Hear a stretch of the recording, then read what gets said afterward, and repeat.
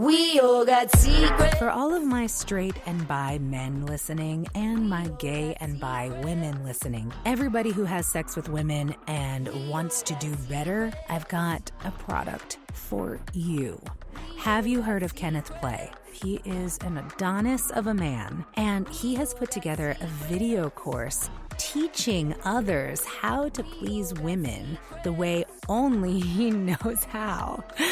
I have personally had the pleasure of spending an intimate evening with Kenneth.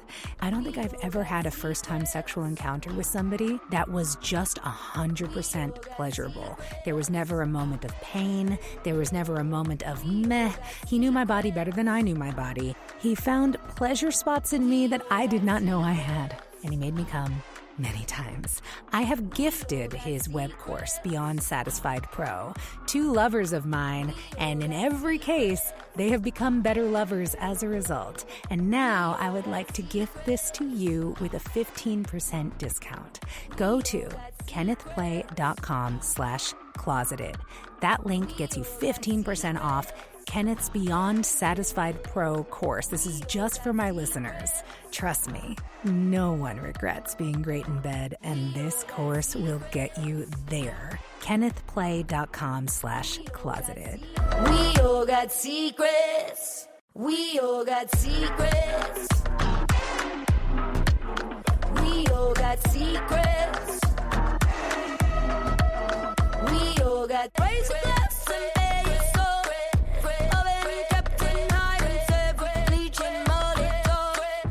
Oven kept we all got secrets. Hey, pine cones. Welcome back to the ClosetEd Between Seasons interview series, where I bring you new content every Wednesday that's not actually my podcast, because my podcast, ClosetEd, is an audio-only narrative documentary-style podcast that tells the story of a different anonymous guest who looks totally normal on the outside, but is actually doing some pretty subversive things in their private lives. If you're a new listener and you have not listened to the first season of ClosetEd, go back in the feed to episode 1, The Lying is the Betrayal, Not the Sex with Other People, and start there. If you are a longtime listener or you're just here because you're a fan of my interview guest this week, which I would totally understand, then sure, watch this video interview. It's available on video on Spotify and YouTube. If you're happy with the audio only, I get it. I do the same thing. This week, I am bringing you my interview with the absolutely delightful Mattie Jo Cowsert. She is a prolific artist. She is an actor, a singer, a writer. She has a book out called God, Sex, and Rich People, which details her journey deconstructing the evangelical Christianity she was raised with in her home state of Missouri after moving to New York City and becoming a nanny for very wealthy people. It's a really, really fun, funny, sexy, and also serious read because, as you might imagine, the journey from purity culture to having a normal young woman's sex life in a big city like New York is full of perils and ups and downs. In addition to writing the book, Mattie Jo won the Audience Choice Award for Arts Innovation at the Yale Innovation Summit. I'm sorry, Yale. Hello, Ivy League. And she is now developing a one-woman show, a theater piece based on the book in collaboration with Collective Connecticut, where she is now an artist in residence. She's even made a pilot episode for a potential television series based on the book and is developing her one-woman show in concert with that to help promote that as an idea. I just think she is so cool. She's a super smart, super funny, honest, real, down-to-earth woman who tells it like it is. And she's a very vital part of the evangelical deconstruction movement. We talk a lot about that. We also talk about her sex stories. We talk about what she might get up to in the future and where she is on her journey now and how she got here. So I hope you enjoy this conversation with the very charming Mattie Jo Cowsert. Mattie Jo, welcome to the Closet Ed Between Seasons interview series. I'm so excited to have you. I'm so excited to be here and honored. This podcast is so good. Oh my God. Stop it. I have to just toot your horn. It's Toot so my horn. good. Don't Yeah. stop it. I lied Yeah. before when I said stop it. You can keep going. I love your book. Thank you. So, I already said this in the intro, but Mattie Jo wrote an incredible book called God, Sex, and Rich People, which she's also developing into a series, which is very exciting, and workshopping it at Yale. And all these crazy, exciting things are happening for you, which is so cool. But at the core of it, you're this powerhouse creative, actor, singer, writer, all of this amazing stuff, living in New York City, super sexy and hot. It's the dream. Oh my gosh, thank you. But if you could give the listeners in a nutshell, what started you on this journey? Where did you begin? What is your origin story? And then we'll branch off from there. Yeah. Well, it's funny because I am writing. So I'm writing this theater piece at Yale, right? And that's meant to be the what they're calling the MVP, the most viable product, to sort of build the audience, build the brand integrity, the validity, me as a creator in the industry, to position me to get the best deal that I can for the TV show, right? Because right now I'm an unknown and whatever. You're known to me. I know. Thank you so much. But in terms of just strict numbers, on the socials or things like that, it's going to take a little bit of time to build. So, and the theater piece is really meant to lean into my strengths as an actor. I'm really strong in person and to do audience and brand building from there. But anyway, I was just writing about, my origin story in the beginning, as I call it in the book and the theater piece. And really just at the end of the day, I was a born theater kid. I just say, depending on which grownups you asked, I was either entertaining or obnoxious, and there was really no in between. And I can relate to that. Yeah. But I didn't grow up in the liberal Northeast where cultured, usually rich parents, lean into these strengths of their kids. But I will say my parents really did.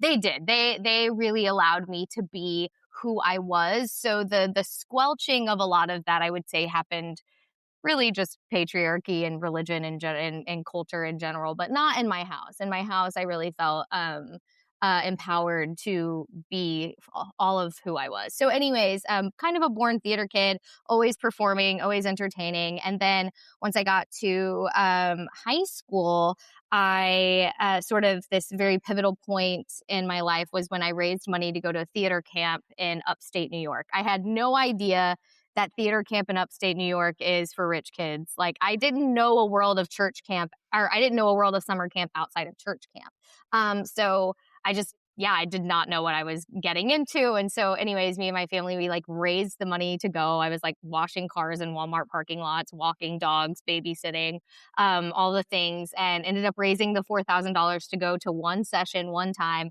And my life was forever changed. I left that experience just saying very confidently, I am going to be an actor. I'm an actor. And I just never questioned it. I was just yeah, so I live here now. And then I ended up going to college for musical theater. And then I visited New York for the first time when I was 19. I tell a story in my book about how I went to voice and movement class. And I said, today I feel like going to New York. And then I left class and I bought a ticket and I'm I got an A+ in following my impulses.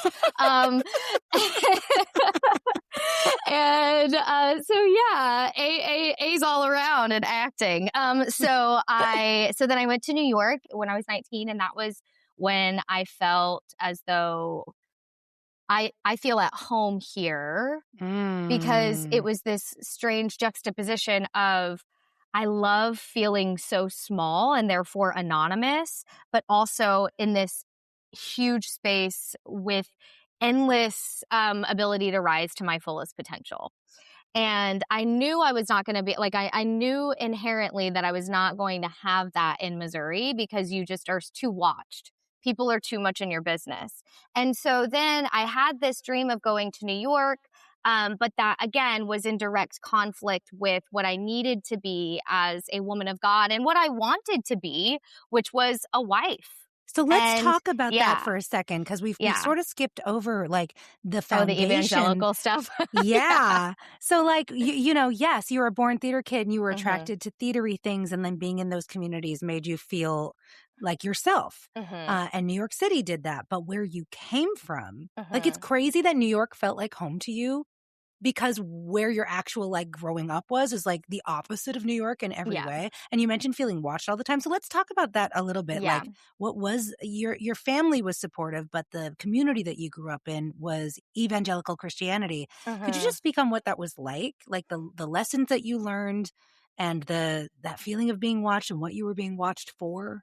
Yeah. So a big piece of this, yes, that I left out is that my dad was a pastor. And so I grew up, and I say this also in my book, like this shit is literally in my DNA. Like both of my great grandfathers were pastors, and then both of my grandfathers were pastors, and then my dad was a pastor. And my parents met at church camp and then went to Bible college. Like it was just so in the water in my cells. And so then we left the Baptist tradition about when I was like 10 years old, and then entered the non-denominational tradition, which is still evangelical, because I say same song, different choir robes. Like non-denom churches are more covert in their presentations of these fundamental beliefs and behavior enforcement. Baptists are a little more overt. And they're not really trying to hide their Gileadisms, but non-denoms understand that they need to attract converts, so their lead magnet is different. And What do you mean by Gileadisms, just for somebody who doesn't get the reference? Oh, sorry. So, A Handmaid's Tale. So, men are the head of household and women have all these various positions. You've got the Jezebels who are strictly for sex and pleasure. Yes. And then you have the wives who are there to support their husbands. And then in Gilead, you've got the handmaids who are the only ones who can get pregnant. So the men have the right to rape the handmaids in order to impregnate them. And ultimately, it is just this like disgustingly patriarchal society that is founded in scripture. So they say. So what you're saying is like the Baptist tradition was a lot more like, yes, this is what we believe, and that's Mm-hmm. fine. And the Mm-hmm. non-denom evangelicals are like, it's not like really okay to say that's what we believe, even though that is what we believe. But so Mm-hmm. we're gonna like shroud it in dog whistles.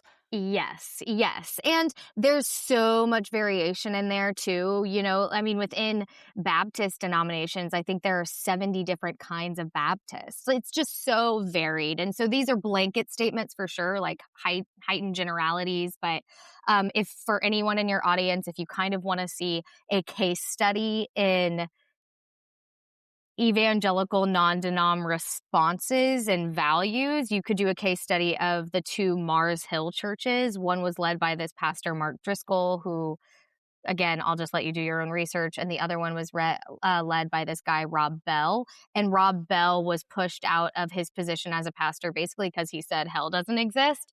And then Mark Driscoll, who is a grotesque individual in every single sense of the word, like is still a pastor. And so it shows what these churches really embrace, They embrace eternal torture. Yeah, right. You're saying Christianity is a death cult. Did I say that? Yeah. I was like, yeah, okay. I haven't written that Substack post yet, but it's still on the list. It's in here. Yeah. So it was interesting because yes, I got these sort of pillars of evangelicalism, which is staunch gender roles, highly homophobic, right? Because if you're doing traditional gender roles, you can't be in a queer relationship, let alone a non-monogamous one, even though there are so many evangelicals that are in non-monogamous relationships. Yeah. Yep. Anyway. Yep. Shenanigans. Yes. And lots of secrecy and perversion. And I could go on and on about that. I always say that non-monogamy is the norm, and it's also the norm to hide it. Yeah. Yeah.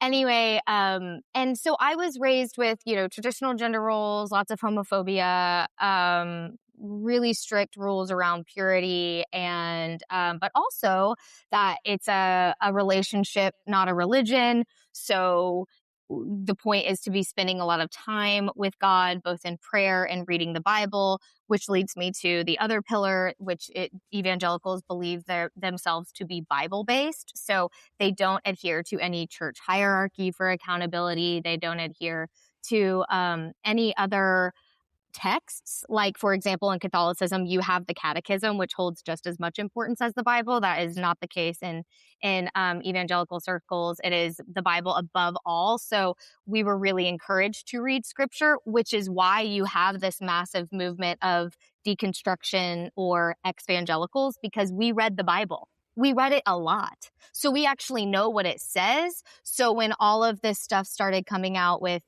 being, again, more overt versus covert with the support of Donald Trump, a lot of evangelicals were like, what? That's not the Bible we read. And then as we, and because we were taught to, like, for it to be our entire lives, our entire identities, well, then as we researched and leaned more into our understanding of Scripture, the history, et cetera, then the beliefs we were raised with started to unfurl really quickly. And so that's why you have this massive movement of people specifically from the millennial generation and Gen X leaving, because they taught us to read the Bible and they taught us to take it very seriously. And they shouldn't have done that. Yeah, they shouldn't have done that. They're really the reason we're all here. So anyways, it was interesting because I didn't think that I was raised with a lot of these things. I didn't think that I was homophobic. And I certainly didn't think like I was some victim of traditional gender roles, or that I was, piling on the trauma from purity culture as it was happening, because it's all masquerading as this really good, holy, biblical thing. Wow. But then the second you leave it and you're not in that world, again, you start to see really quickly how all of the ways in which this faith that they sold was really just all fear.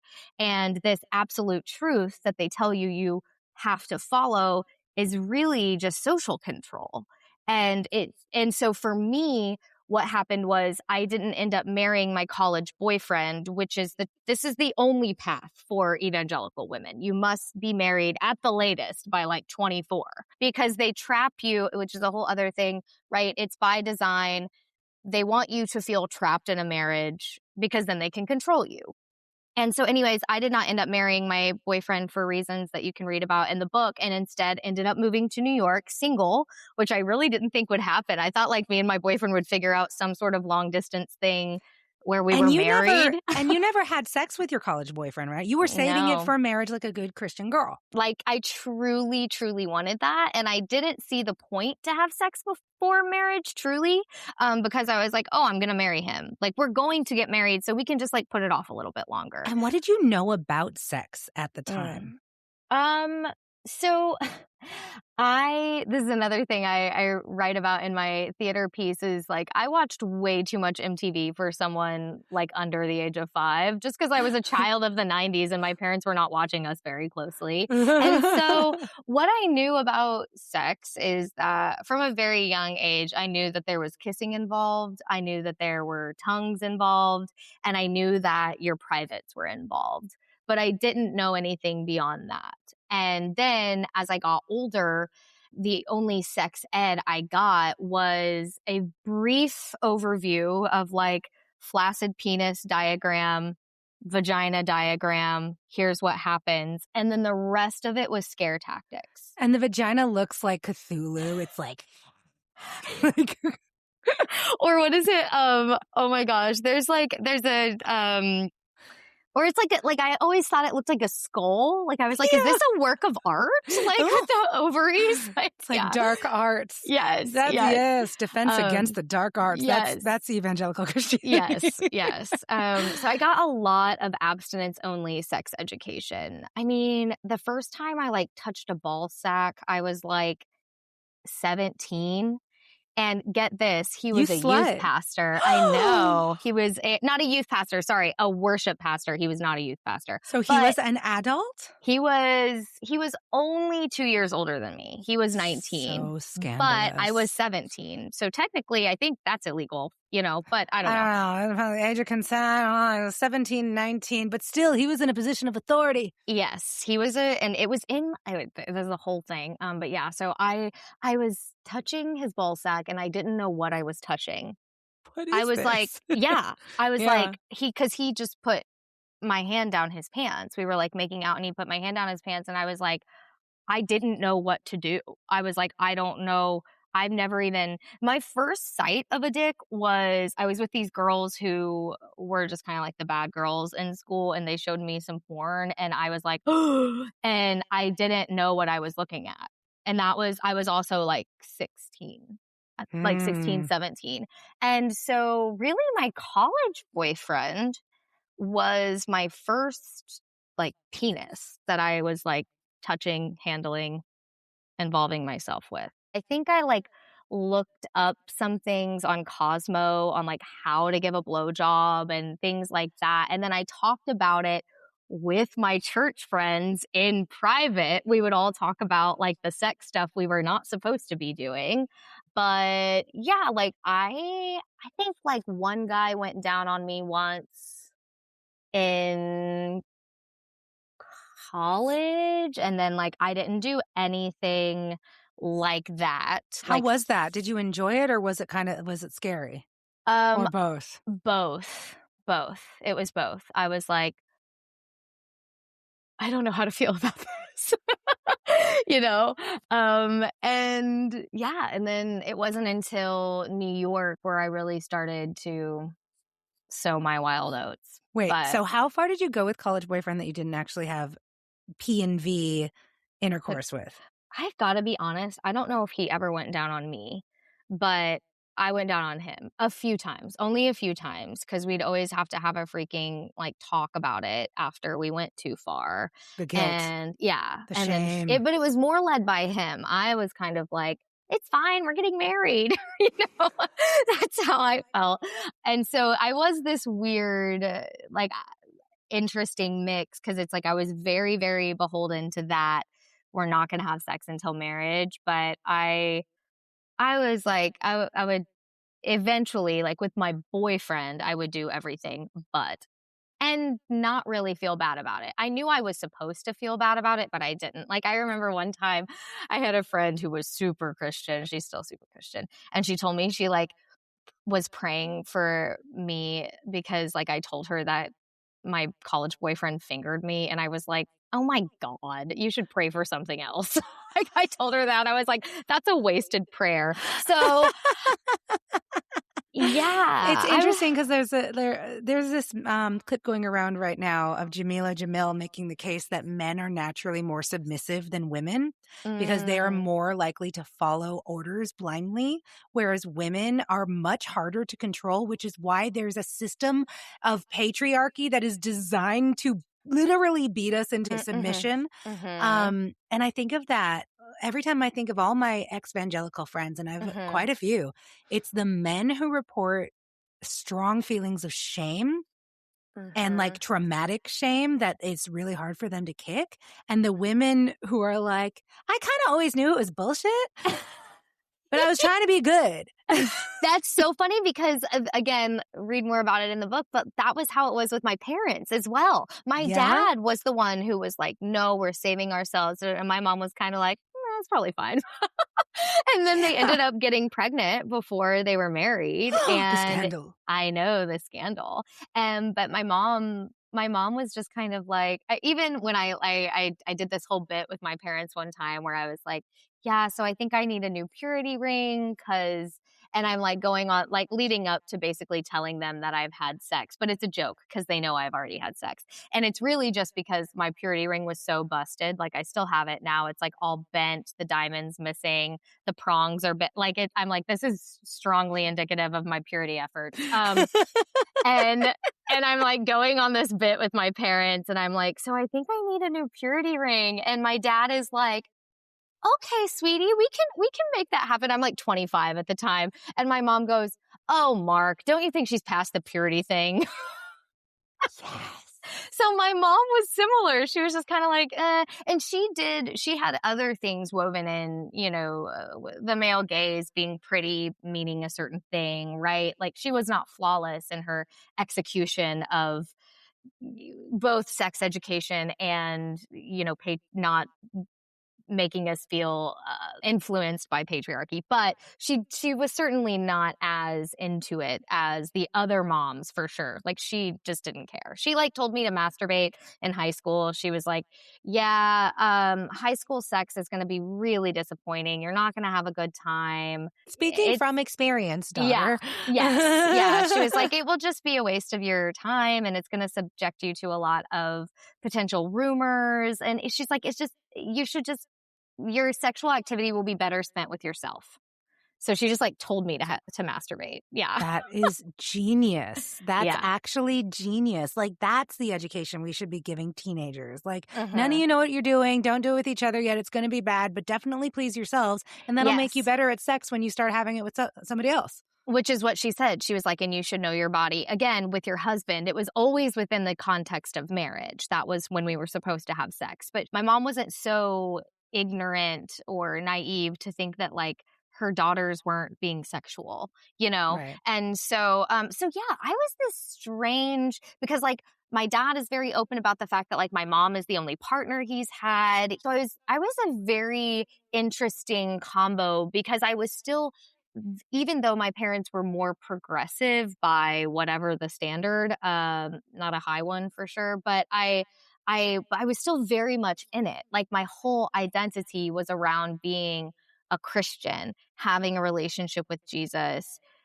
converting as many people to Christianity as possible through the way that I lived my life, and being a virgin until marriage. Like those were the pillars of my identity. And then you moved to New York City, modern day Sodom and Gomorrah, where everyone's having sex with each other. Yeah. So, you go into great detail about the different sort of hallmark moments, not like Hallmark, like, you know what I mean? The pinnacle moments Yeah. that shifted your outlook. But if you had to pick one story to share that really sort of like blew wide open your assumptions and beliefs about what was right and good in the world, is there a moment that comes to mind as like, oh, this was really defining for me? It's hard to pick just one because it was kind of like Yeah, it was my quite a journey. yeah, it was kind of like microdosing deconstruction. And then I got to New York and then it all fell apart. Like there were things starting to happen, right? I was in theater. I had gay friends. I say that my deconstruction really happened as a catalyst of the queer community because I was like, Mm. oh, I don't think my gay friends are going to hell, and then sort of challenging that, and that was my first real challenging of pastoral authority, where I was going to my youth pastors and my Bible study leaders, and they were all giving me these answers that just like didn't compute for me, both in my lived experience and the God that I knew. And Can you go into a little more detail with that? Like, what kinds of answers were they giving you? And what oh, kinds of questions were you asking? I brought up, I really like my gay friends. I like that they are not like regular guys is what I would say. To be honest, I didn't know a ton of lesbians at the time. I think I knew like maybe two. Or like I had this friend in New York who was just the antithesis of everything I am. Like she's covered head to toe in tattoos. She's like kind of punk rock and in a poly relationship, like she's just all these things I'm not. And she was my really close friend. She was my first friend in New York. I was just like, I don't think Julia is going to hell. Like, I just, or meeting people from other religions. And so pushing back, and I would ask these things, and the things they would say where it was always kind of the same answers. We love the sinner, hate the sin. Right. So Such an oxymoron. right. So the message behind that is you can love the person. Oh, yes, yes, yes, love them. But as long as they identify as homosexual and they are participating in homosexual relationships, they are living in sin, and God hates that so much because he knows that like life for them will be so much better if they're not doing that. So it's your job as a believer to make sure that they know that their life is going to be so much better without that burden of that sin. And the reality is the opposite of that. And it's so backwards. It's Yes, wild. but you're taught as an evangelical to deny your own eyes. You can't believe yourself, right? This is a whole other thing I could go into, which is like the worst thing I think purity culture resulted in for me personally was this lack of self-trust and lack of really knowing yourself at all, because because there's this whole idea of the spirit and the flesh in evangelicalism, and the spirit is anything that's of God and the flesh is anything that's of being a human. So your whole life, you're just taught to any desire that you have, if it is not in alignment with what God wants, which of course the church is going to project onto you, then you need to supplant those desires with God's desires, which is why ostensibly, hypothetically, a gay person would be happier being a celibate and not being gay because they'll be more in alignment with what God wants for them. So it's this whole like does that make sense? Like the mental gymnastics that goes into it? I mean, intellectually on the surface, yes. Like Yeah. I have a great intellectual understanding of this kind of deep cognitive dissonance and denial of reality. But I have never understood why anybody would want to live that way, because why would you want to live in unreality? Yeah, and it is. Yeah, which is how you see, I'm not talking political, but it's how you see Get political. Evangelical people watching what's going on in Minnesota right now and still not believing it because they don't believe themselves. Yeah. Like they are so used to outsourcing for everything. That's why there's this massive issue with idolatry in the evangelical church, because they like it. They're all kind of like sub-dom kink. And so if only they could find a healthy outlet. Yes, right? Maybe they Send wouldn't them all be to the dungeon. Oh my gosh, this is all just the result of sexual suppression. It really is. And I mean, I'm seeing so many things online of people saying like, you can believe your own eyes. You're allowed to trust your own judgment. Yeah. And just trying to wake people up with that. Yeah. But it's wild how much people's sense of security and identity gets tied up with these lies that they're fed, and trying to pull the veil from their eyes attacks their very sense of self, which is why they dig their heels in and fight back. Pine cones, I've struggled with insomnia and ADHD my whole life, and I've finally found something that helps me manage both. It's not a drug, it's an app. The Better Sleep app has revolutionized my sleep and my ability to focus while awake by giving me access to a huge library of sounds and guided meditations that I can combine in whatever combination works for me that day. I can layer binaural beats with green noise and rainfall, or ocean waves with the sounds of seabirds. I can listen to a wide variety of meditations focused on things like relaxation and gratitude. This practice invites you to gently drop into the here and now. You gotta try this out for yourself, and you can do it for free for 30 days by going to bettersleep.com/closeted. There's nothing more important for well-being than good sleep, so go get yours. bettersleep.com/closeted.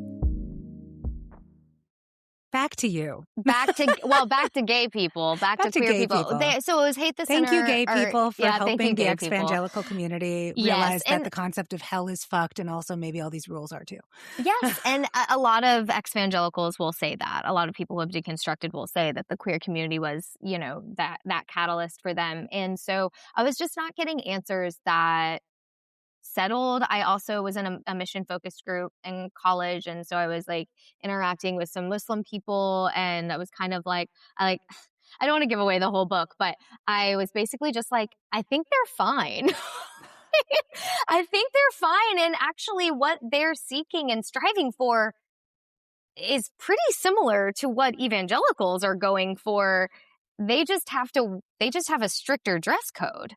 And so again, cognitive dissonance. I was just like, yeah, I don't know. So that was the beginning of it. And then once I got to New York, I think the biggest thing is that I was just suddenly not surrounded by people who spoke the language of evangelicalism, who abided by the culture norms of evangelicalism, and they weren't born into it. They had no real desire to be part of it.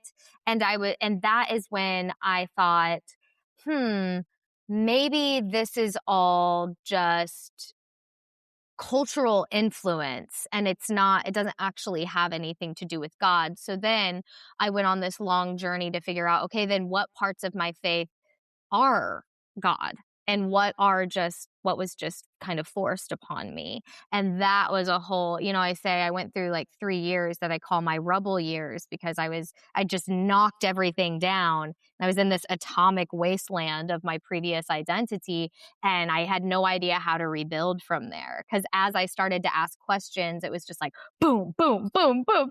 It took me a while to know how to rebuild a sense of self. And part of that was going on dates as well, because I was going on dates with, I talk about there's this sort of equation for evangelical dating, and no men in New York were privy to this. And so I was like, wait, you're not trying to marry me? That's so weird. That's what you're supposed to be doing. So my question is, in these rubble years, how horny were you? I think there was I'd be like, I don't even know if I can relate to the girl who was just like, I was so horny, that girl back then. But now that I've been watching Heated Rivalry, I've like tapped back into that and I'm like, yeah, that horny. I was spreading my goodies about Manhattan recklessly. I say like, rarely Brooklyn, never Queens. And then I'm like, oh, I'm joking, like the best Not lover I've ever had. In Actoria? So I was going to Home say, of all the hot actors? right. So then I say, just kidding, the best lover I've ever had lived in Astoria. So just kidding. I do go to Queens, but only to get fucked. No, but anyways, so Get fucked in Queens. That should be the welcome sign. Yeah, that should be on a t-shirt. Yes. But it wasn't like I was having a lot of sex for sure. Cause I was just like, well, first of all, I didn't know what the protocol was. Right. So I was just assuming, if I'm going on dates with guys, they probably assume I'm going to have sex. So then that was something to unpack later of like, well, do I actually want to have sex with these guys or am I just doing it because I think I'm supposed to? And so I was having a lot of sex, but I wasn't having a lot of good sex.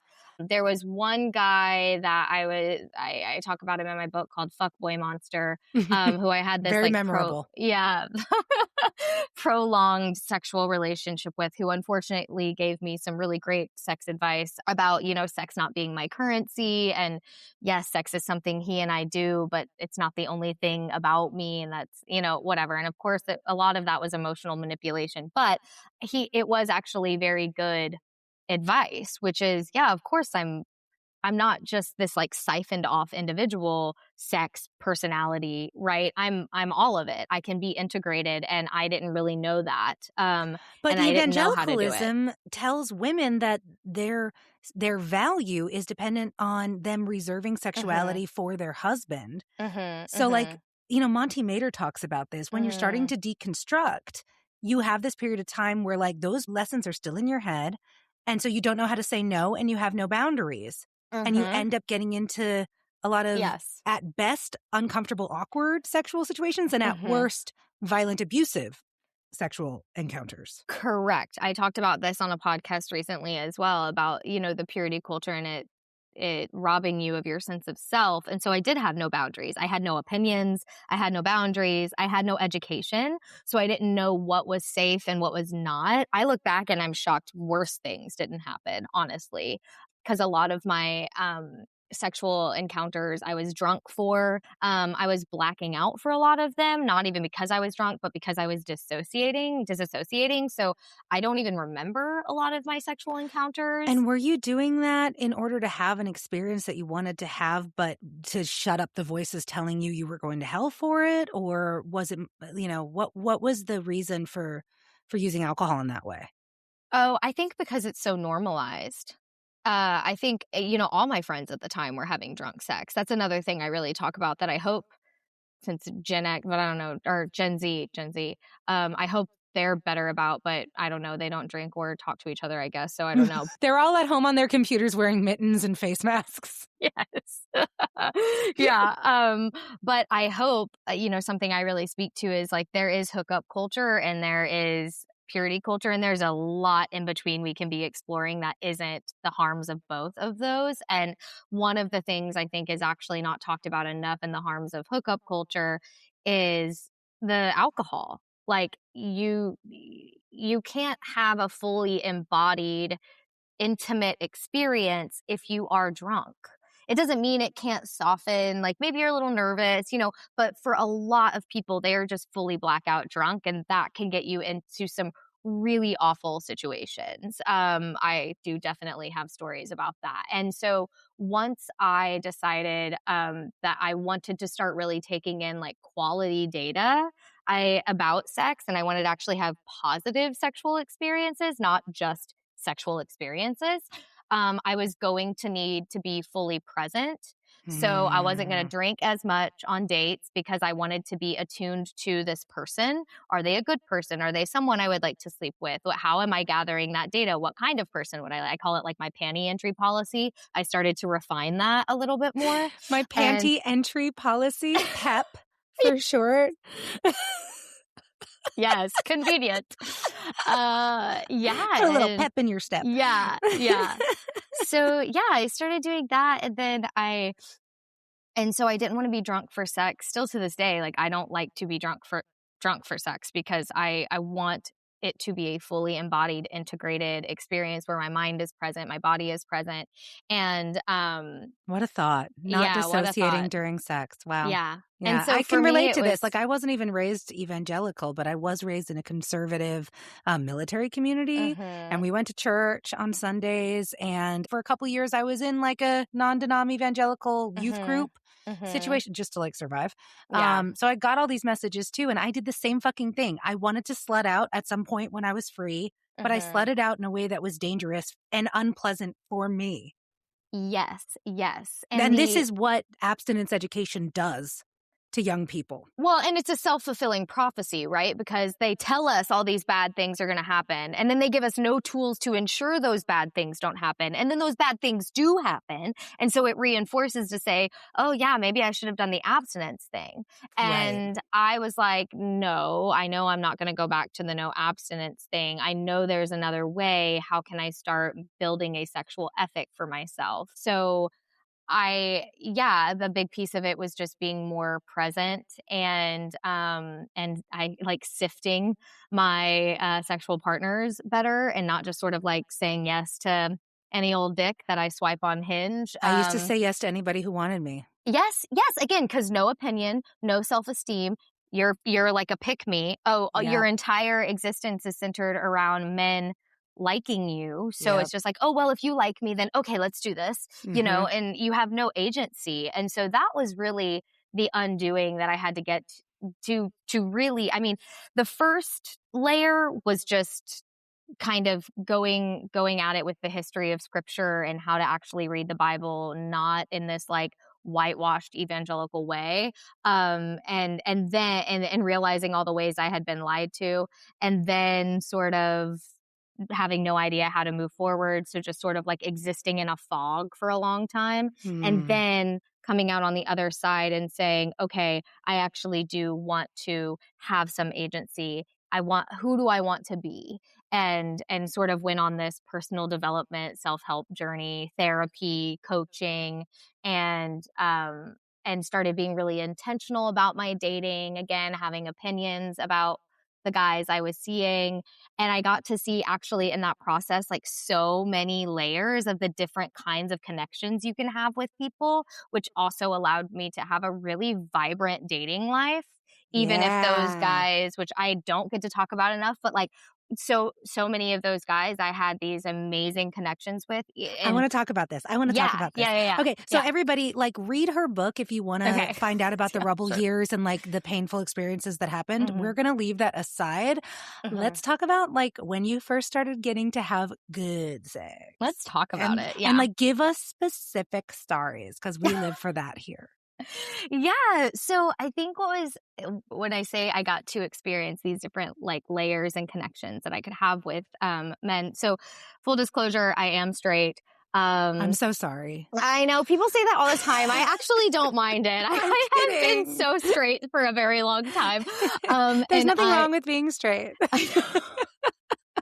Yeah, I know. I'm like, I think I like it. I just feel bad for you because there's, it's so much fewer fun being options. But I kind of, decision fatigue is real. So I'm like, all right. In full jest. There really is nothing wrong with being straight. Go on. I know. But I think because I was so focused on success equals being in a relationship or success equals being chosen, that anytime a dating situation didn't end in him being my boyfriend, I was like, ugh, I'm unlovable. Ugh, like I'm a slut. Oh, he doesn't like me because this and this.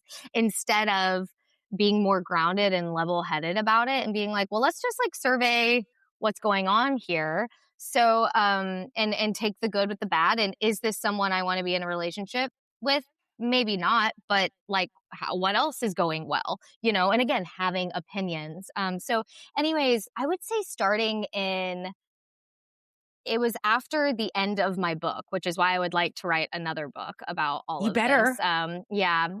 Starting in like 20. That first one was so good. I couldn't put it down. I sent it to people. Thank you. Mm-hmm. Thank you. I started in 2018, I think is when I really started to have like quality dating experiences. So with one guy, this is not a quality dating experience, but I learned a lot. So I'll just kind of like riff. So with one guy, I was like really into him, but he just was very touch and go, like very randomly, like really into me and then like wouldn't hear from him for days kind of thing. And after we'd had sex a few times, I was able to like leave that experience, think about it. I always tell women, like, literally take notes. Like, how did it go for you? How did you feel? And I didn't like sex with him because I literally felt like I was just a hole. It was quite masturbatory. It was big ick. It was big ick. I was like, I didn't walk away from that feeling good about anything that just happened. I feel like I came to your apartment, you fucked me, and then you're not going to think about me until you want to do that again. And I don't want to be that. I want to be fully humanized and fully part of the act. And I didn't feel like that. Like, why didn't you just get a blow up doll or like a fucking fleshlight, And he was so touch and go. And I was like, I just don't want to, he is not showing me the level of interest that I want. So or deserve. We're done there. Or deserve, right? And that is like such a much longer story. That guy is crazy town. So anyway, good riddance. And then another guy I dated, I was so into him because he had this like bad boy vibe. He had all these weird tattoos. He was that still gets me. It's still at 42. I'm still like, oh, you got stupid tattoos you got when you were 18. Delicious. Show him. I know. And the way he got tattoos was like he was always finding these tattoo artists that were doing like pop-up giveaways. So he didn't even choose his tattoos. It was just like whatever the artist wanted to do. Yeah. Anyway, he was from Argentina, so like super fiery. Like he was a sexy guy.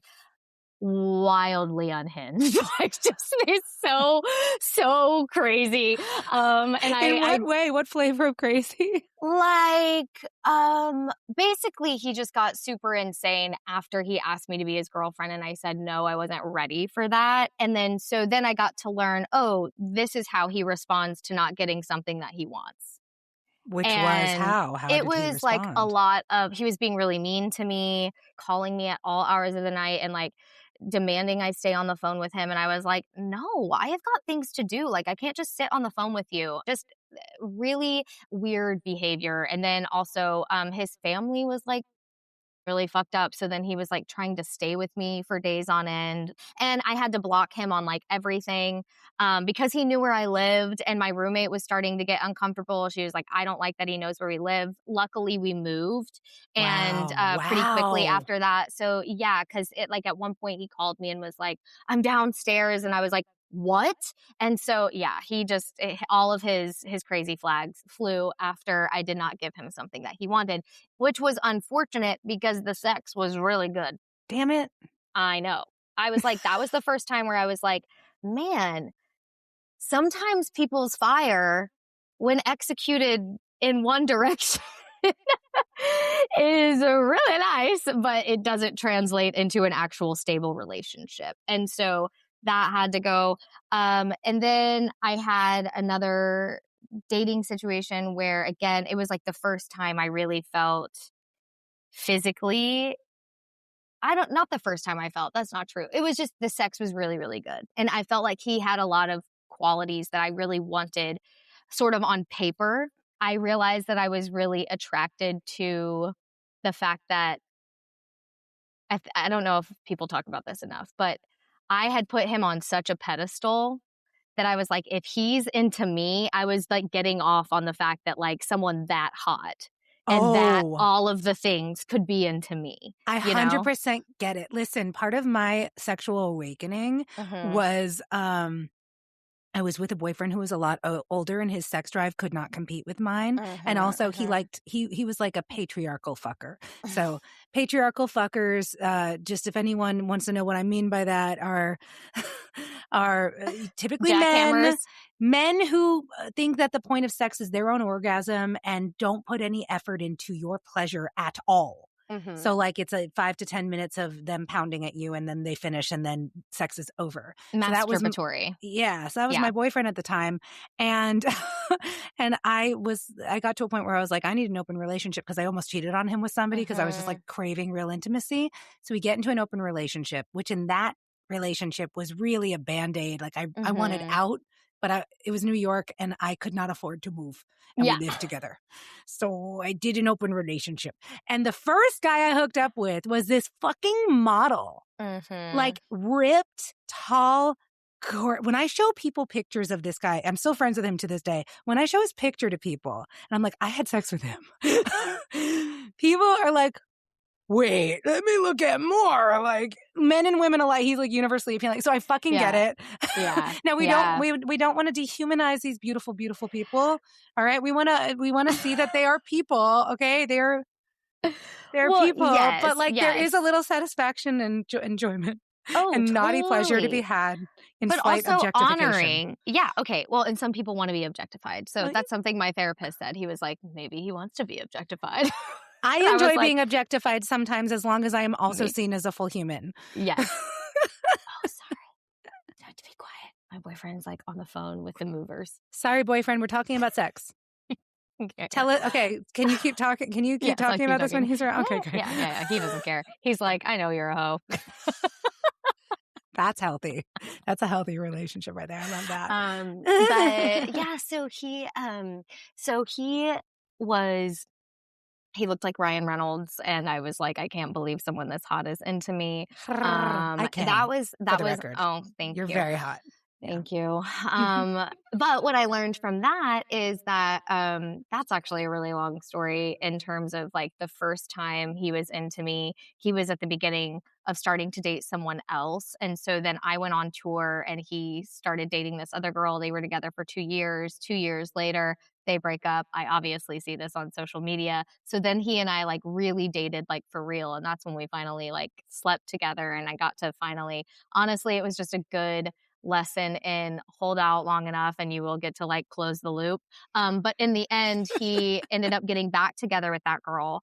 They got married and now they're divorced. And now he's with somebody else and she's pregnant, all according to social media. Wow. What a journey. I know, what a journey. But what I learned from that was really hard because I realized I was putting him on a pedestal. And I think a lot of women don't realize when they're doing that. And so they're actually more upset by something not like working out because it's their ego that they really want to see this through because they're thinking of like, oh, what will people think of me standing next to him? But if he's not for you and he is not choosing you, that ego doesn't matter. And so that was really hard for me because I was getting the sense, and not just getting the sense, he was all but telling me, I want to be with this other girl. even though I think you're wonderful. And I had to not fight for him and just let him go and be like, okay, you're not choosing me. And I want to be with someone who's choosing me. And that was really hard. But that was also really, really wonderful sexual experience. So hot, so hot. And then, And wait, what made it so hot? Like for you, what makes sex really hot? I liked that he was just fully tuned in. Sorry, my hair is like so crazy. No, it's cute. Thanks. I'd tell you. I'd be like, Mattie Jo, your hair looks crazy. Fix You're it. insane. Yeah. I'm always like, anyway, I'm like, am I giving like Fraggle Rock? But anyways. You're not giving Fraggle Rock. No, you're giving Carrie Bradshaw. Oh, yeah. Stop. It's Talk true. dirty to me. Thank you. Yeah, I think for me, he was just really attuned, and this is going to sound like he was just very present with me, and he was very sensual. He was like, when we were having sex, it was like it was like touching a lot. It was taking things really slow. And also he just had swag. Like he was a really good singer. He could play guitar. Like he was into yoga. And, so he just like had this like fluidness about him. I will say something I've noticed in men that I tend to like really, really enjoy sex with is they have this access to physicalizing sensuality in a way, and their emotions in a way that I don't think a lot of American men are socialized to do, which is why I think I've had the best sex with men who are not raised in America. Yeah. Wow. Like, because men in America are very much the energy of American capitalism, which is like angular, linear, do. Whereas like men from other countries, say like certain Latin cultures or even European cultures, they're just more fluid because the way that you go about life in those places is more like a poem or a song, less like a marathon. And so they're able to embody their feelings and express it physically in a way that I don't think a lot of American men they just don't know how to do it. And so I will say two more experiences that I had that were really pivotal. One was this guy, we slept together, and I remember leaving that situation being like, I think I just met someone who's better at sex than me. And I don't know if I like that. Especially like a man. Like I had never been with a man who was like better at it. And I don't mean like this performative, like lasting longer or whatever. It was just like, again, the fluidity, the sensuality, the leading of everything, but also not in a, again, like angular dominated way, like very, again, if you've seen Heated Rivalry, like a masterclass in sexy consent, like, is this okay? Is this okay? Like all of that. And it's so hot. It's so hot. I think one of the hottest things, my best lover that I've ever had, one moment that comes to mind when I think of like why the sex with him is so good is this one moment where we were going at it and it was getting intense, and there was the briefest of flinches that passed over my face, but I wasn't going to stop him. But he caught it, and he stopped, and his face totally changed. He had been in this like, yeah, and then he was like, are you okay? Did that hurt? Am I hurting you? And I was like, only a little, but no, don't. You know what? Yeah. Let's just put some more lube on. And he was like, I got you. And he put some more lube on, and then he gets right back into it. And I'm like, I am so turned on. He saw my flinch before I even like knew what was happening. Yeah. And I had to, like, from that experience, I became very self-conscious because then I was like, oh my God, does he like what I'm doing? Like all of a sudden I feel like, I don't know. I felt like I was right back at 17, like, what's a ball sack, And I was just like, I don't know what this is. And so because I had a strong value at that point, I told myself I do not do intimate things without intimate conversations. And because I had a strong value around having fully integrated sex, I was like, I have to talk to him about this because I'm not going to be able to be fully present and integrated if I'm like this in my head. So I talked to him about it. And this is what he said. He said, the beautiful thing about sex is it's just you and me. No one else is in the room. You get to be whoever you want in here. You don't have to talk about it on your blog. You don't have to talk about it in your book. No one is watching. This is just me and you. This is not a performance. I'm not judging you. Mm. And I think because women are so conditioned for sex to be performative, that was monumental to hear that from a man. Like, this is just you and me. That's the beautiful thing about sex and about sex between us, right? Obviously, you can include other people if you want to, whatever. But me and him, this was just us. This was like a sacred space that I had never considered could be cultivated in a more casual dating situation. And I Right. mean, Intimacy in a casual relationship is mhm. possible, but we think it's not and it can't be. Right. But it absolutely can be. And yeah, so that was really amazing. And I was like, I took that breakup so hard, if I'm being honest, because of the sex. I was like, really? For all of my straight and bi men listening and my gay and bi women listening, everybody who has sex with women and wants to do better, I've got a product for you. Have you heard of Kenneth Play? He is an Adonis of a man, and he has put together a video course teaching others how to please women the way only he knows how. I have personally had the pleasure of spending an intimate evening with Kenneth.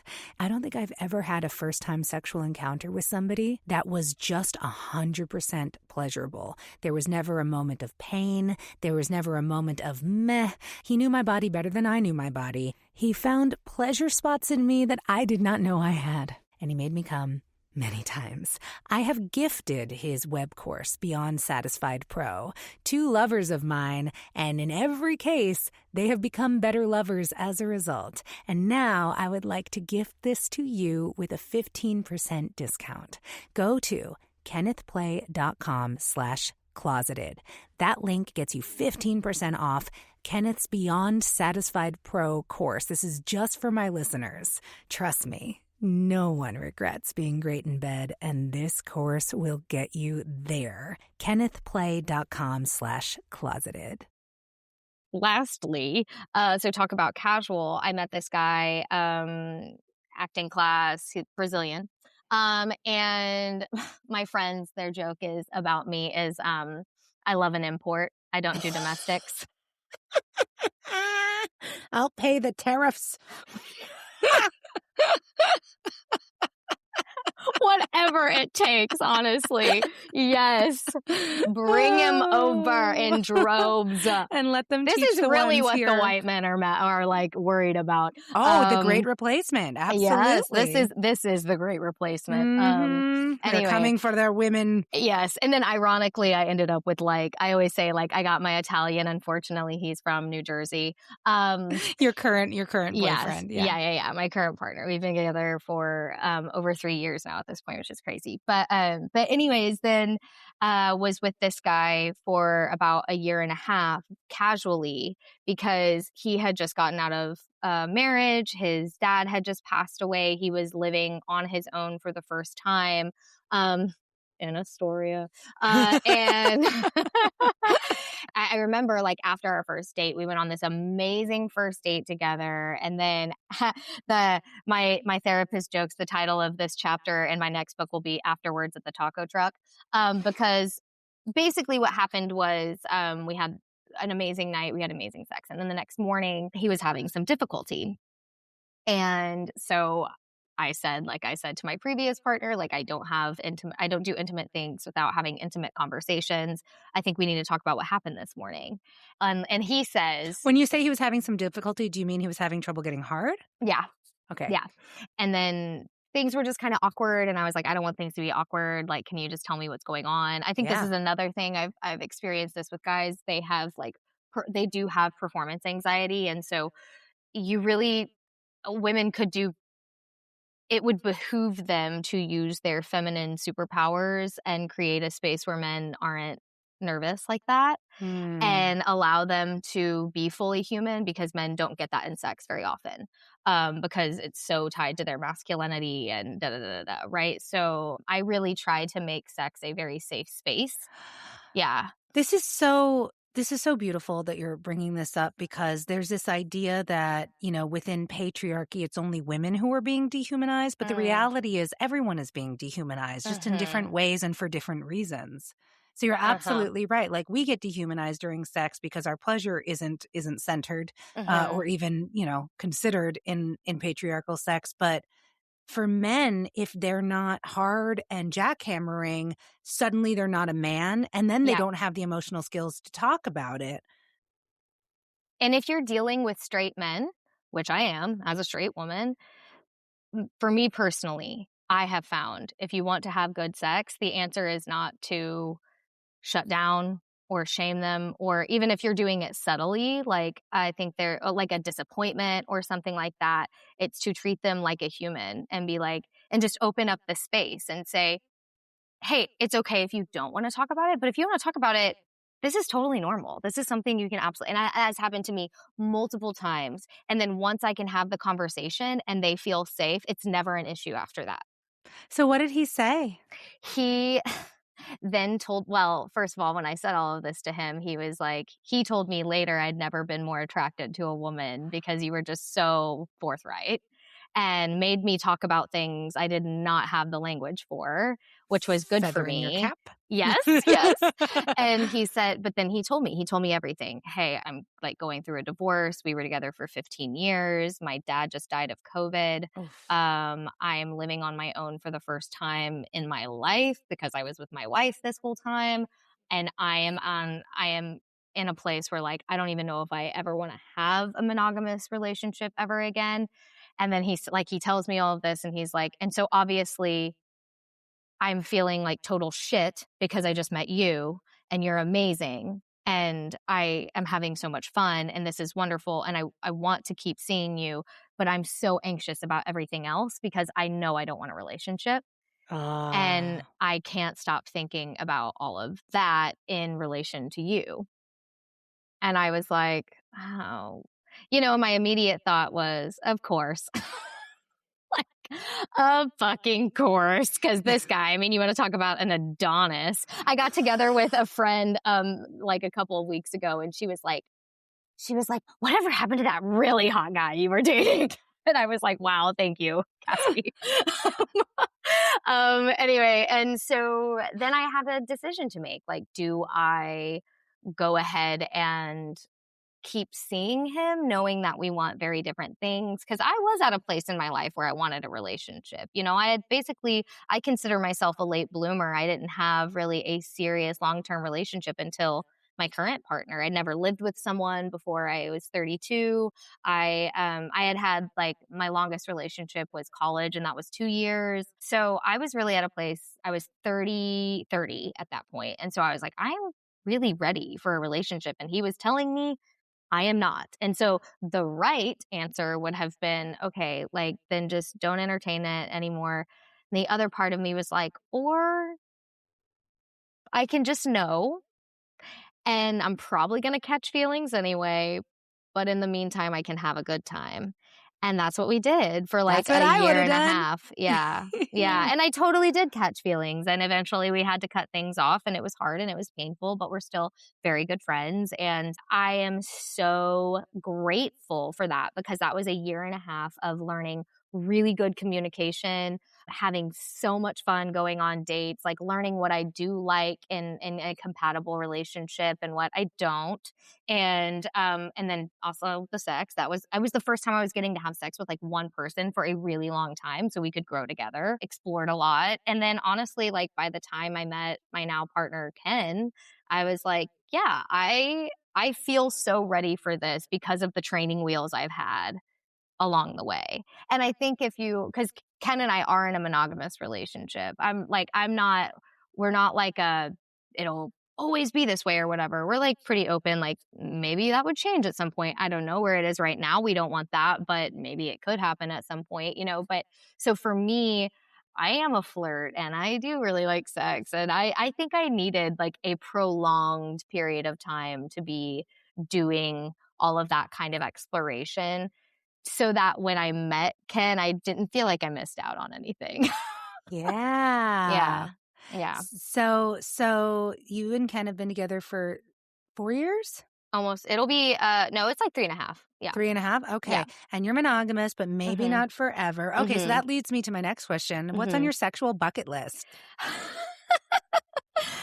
Oh, man. You know what? Just in general, I will be honest, I feel pretty vanilla. Like, I just don't feel like I'm like, this sounds so dumb, but I was telling Ken, like, heated rivalry is waking something up in me because, like, I didn't even know I would be. Like, it's showing me things I never even considered trying. I Even just haven't like, seen Heated Rivalry yet. I've just heard so many people talk about it. It's about like yeah, the ice hockey players who like hook yeah, up with each other. yeah. It's about gay hockey players, Yeah. essentially. Yeah, Okay. So and like it's shenanigans. Arr. so So good. what's it waking up in you? I think something that I've listened to a lot of interviews about. It's the same thing that I feel like was awakened in me when I experienced a male stripper. There are so few times in media or life experiences where sex is for the female gaze. And just experiencing that is like, yes, like that's what I want. That's what I like. I'm seeing it happen. And it's like I've never seen it happen before because sex is so male centric in straight media, even porn. I mean, if Yeah. you have some porn that's not that way, but even porn that's supposed to be like female centric, it's not. And so, Well, a lot of the female centric porn is just like to soft music and like the setup is that they're in a monogamous relationship with each yeah, other. Like yeah, I know that there is some actual like feminist porn out there created by women who are doing things outside of a patriarchal context, but you do have to pay for it. And I have never paid for porn. So right. I have not seen it, but I know it's out there. Yes, yes. And so I will say, like, sexual bucket list, like, I'm just genuinely not even sure. I think I just want Ken and I to have, not that we don't already, but I just want us to have an ever expansive, exploratory, fun sex life. Would you ever have a threesome with another woman? Oh, Ken would love that. Yeah, I think so. I think I would just need to meet the right woman. I've never, not never, that's not true. I've rarely opened myself up to exploring that attraction. So I think I would have to intentionally do that and like Mm. see who I become attracted to and then like, and slowly introduce. But oh my God, that's definitely on his bucket list. Would you ever have a threesome with another man? Yeah.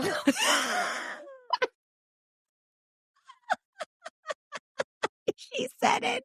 She said it with such sheepishness.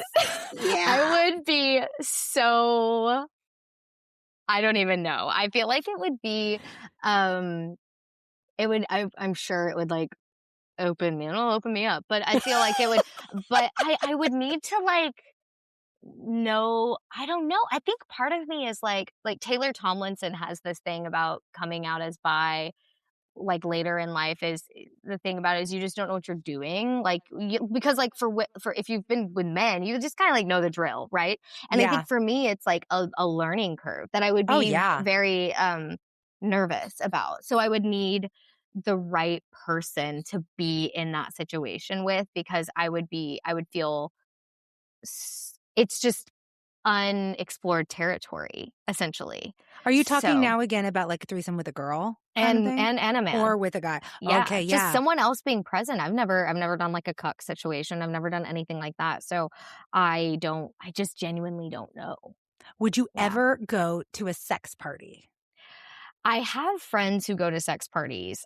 I don't know if I would do that because even they have expressed that it's been really, really hard for them to find a community of like ethical non-monogamy in that capacity, that there aren't at least like a couple of like weirdos in the group where you're like, you're kind of just seem like you're a bit of a pervert, like that kind of thing where it's like It really depends on how the party is run. I've had Yeah. some bad experiences. Like I've been violated at a sex party without any kind of attempt at getting consent. But then there are sex parties where everybody who walks in gets an orientation before they're even allowed in. And then there's people wandering around just watching to make sure everybody's being cool.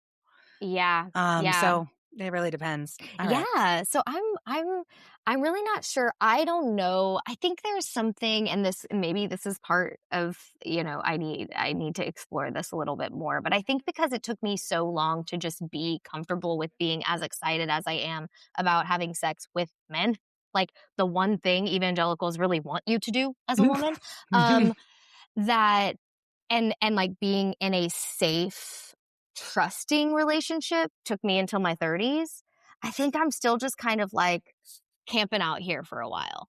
Not to say that I wouldn't, I know that I will want to explore other things, but I think like that because it just took me so long, because I just was having bad sex and like not even comfortable with my sexuality for such a long time, that being here feels like the way in which I want to explore it is still just with the privacy of my partner, but that doesn't mean that I wouldn't be open to expanding it later on. I mean, look at the smile on my face. Like, I probably will. I know, you got so excited when I brought up an MMF threesome. You got so excited. It's my dream too. I have never done it. And people are so surprised when they find that out about me, because I'm such a proud, loud slut. But I've never found a man that I was like with who would agree. And I'm like on the cusp. I was hooking up with a new guy the other night, and I'm waiting for my partner who lives in Korea to come and move here, which will be very soon. And this new guy that I was hooking up with, I floated the idea of a threesome with my partner, and he's straight and my partner's bi, but this straight guy was wonderfully open to the idea in a way that made me breathe really hard. And so I think that it's possible. It's possible. In the near future, I will get to have the spit roasting fantasy of my dreams. You have to tell me how that goes. I will tell you all about it. I think that's really, again, what I want to explore more. I've been seeing this somatic therapist. Mostly, she does a lot of sex work with. And for anyone who's not familiar with somatic sex therapy, can you give a little primer on it? It's just more about tuning into your body and what your body is telling you, and how something makes you where you're feeling it in your body, and integrating versus outsourcing. And any good therapist has some elements of this. This woman, she just specifically works with sex. Around sex. However, right now she and I are focused on disordered eating related stuff that I've sort of carried with me for a really long time. Same. And again, goes with the patriarchy. Be small, women. Be very small and be obsessed with food. Yes. The other day, my mom was like, "Why can't you just eat like a normal person?" I'm like, "Because of the way you raised me." I don't know, Mom. Do you eat like a normal person? Exactly. That's what I would say to my mom. She does not. She put me on a diet when I was 10. Yeah. Anyway, go on. Yeah. Boomer moms. They at least on this front, they are to blame. Overwhelmingly, it was done to them too. It's a society at large, but individuals carry out the right. programming. I'm not in.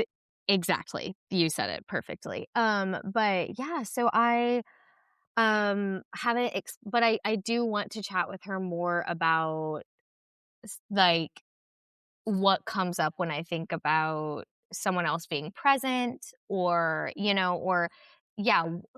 just more of what's coming up, and fantasy. I don't think I even know what my fantasies are. So when you said what's your sexual bucket list, I'm I just have never really thought about anything beyond I mean, not that I don't find women attractive. I do. I have thought about women, and they're beautiful, and but actually being sexual with a woman doesn't turn me on.